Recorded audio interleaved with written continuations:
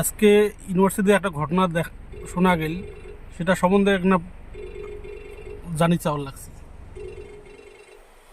আজি কুচবিহার পঞ্চানন বর্মা বিশ্ববিদ্যালয়ত একটা একেবারে আশ্চর্যজনক, বলা যায় মজার এবং অভিপ্রেত নয়, ইল্লিগাল পুরোপুরি একটা ঘটনা ঘটেছে। অনেকগুলো, একটা ঘটনা কইলে কম হবে, অনেকগুলো ঘটনা একদিনের মধ্যে ঘটেছে। এটা মোর জীবনত মুই দেখো নাই এইরকম ঘটনা যে কোনোদিন ঘটিবার পারে।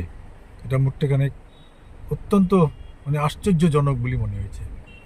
যে খুলিগং যে বিশ্ববিদ্যালয়ের রেজিস্ট্রার মাননীয় ডক্টর আব্দুল কাদের সাফেলি উনি বর্তমানে সাসপেন্ডেড অবস্থায় আছে।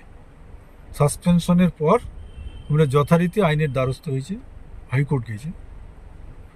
হাইকোর্ট একাধিকবার ওই মামলার শুনানি